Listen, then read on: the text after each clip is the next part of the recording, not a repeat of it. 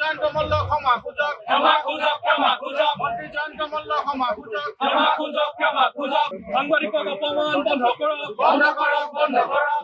সকলো অৱগত যে কালিৰ দিনটোত ৰাজ্য চৰকাৰৰ এগৰাকী প্ৰভাৱশালী মন্ত্ৰী জয়ন্ত মল্ল বৰুৱাই এখন সংবাদমেলৰ তেওঁ আয়োজন কৰিছিল আৰু সেই সংবাদমেলত আমাৰ সতীৰ্থ এগৰাকী সাংবাদিকক উদ্দেশ্যি তেওঁ তুচ্ছ তাচ্ছিল্য আৰু কটাক্ষ কৰিছিল।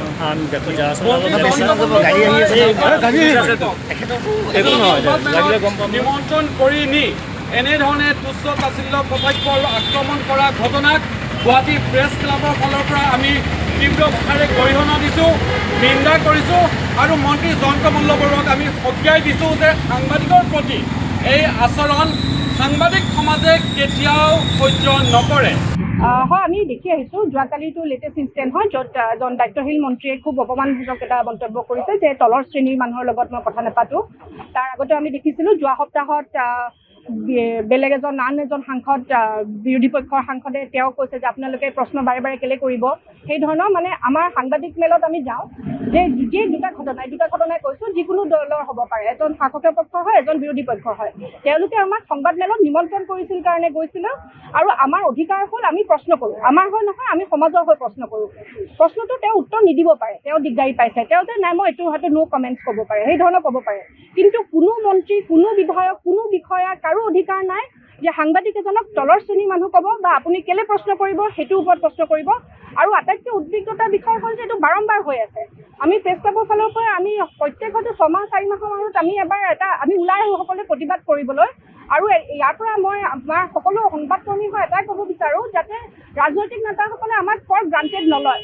আমাৰ কাম হ'ল সংবাদ পৰিৱেশন কৰা, আমি যিমান পাৰোঁ শুদ্ধকৈ কৰি থাকিম, কিন্তু যদি আমাৰ আত্মসন্মানত তেওঁলোকে টাৰ্গেট কৰে, আমাক হানি কৰে, এইটো আমাক তেওঁলোকে ফৰ গ্ৰাণ্টেড যাতে নলয়। অসমৰ সাংবাদিকৰ, গুৱাহাটীৰ সাংবাদিকৰ নজিৰ আছে, য'ত স্বয়ং প্ৰধানমন্ত্ৰী ওলাই আহি ক্ষমা খুজি আমাক ভিতৰলৈ মাতি নিছে। আমি সেই পৰিস্থিতি হ'বলৈ দিয়াটো নিবিচাৰোঁ, কিন্তু এইটো তোমাৰ ফৰ গ্ৰাণ্টেড নহয় যে যোনে যি ইচ্ছা কৰিব আমি শুনি থাকিম, আমি অপমান শুনি থাকিম, সেইটো নহয়। আমি কাম কৰিবলৈ আপোনাক আমি সন্মান সহকাৰে আপোনাক মৰ্যাদা দিছোঁ, আপুনি জনপ্ৰতিনিধি হয়, সেইটো মৰ্যাদা ৰাখিব আৰু আমাকো আমাৰ মৰ্যাদা দি কাম কৰিবলৈ সুযোগ দিব। আপোনালোকৰ শুনা পোৱা গৈছে যে জয়ন্ত মল্ল বৰুৱাৰ সংবাদমেল বৰ্ধনৰ আমি প্ৰেছ ক্লাবৰ ফালৰ পৰা আমি বয়কট কৰাৰ সিদ্ধান্ত ডাইৰেক্টলি লোৱা নাই, কাৰণ মই যিটো ইতিমধ্যে কৈছোঁ যে আমি সংবাদকৰ্মী হিচাপত আমাৰ দায়িত্ব হ'ল আমি সংবাদ পৰিৱেশন কৰা। সেইটো যেতিয়া আমি কাৰোবাক বয়কট কৰিব লাগে সেইটো আমাৰ চৰম পৰ্যায় হয়। আৰু আমি এতিয়াও এটা নাজানো মানে I may be in full paradise, এতিয়াও এটা বিশ্বাস আছে হয়তো মন্ত্ৰীজনে তেওঁ ভুলটো উপলব্ধি কৰিব আৰু তেওঁ নিজে ক'ব কথাটো যে এইটো কিবা এটা মিছ আণ্ডাৰষ্টেণ্ডিং হৈছিলে বা এটা সেই মমেণ্টত কিবা এটা হৈ তেওঁ কৈছে বুলি। আমাৰ এতিয়াও সেইখিনি জনপ্ৰতিনিধিজনৰ ওপৰত আমাৰ সেইটো বিশ্বাস আছে আৰু তেওঁৰ আমি আশা কৰোঁ যে আমাৰ এই বিশ্বাসটো যাতে মিছপ্লেচ নহয়, তেওঁ সেইটো প্ৰমাণ কৰিব আৰু আগন্তুক সময়তো এই ধৰণৰ ব্যৱহাৰ যাতে কোনো জনপ্ৰতিনিধিৰ পৰা আমি নাপাওঁ, সেইটো আমি আৰু আহ্বান জনাম।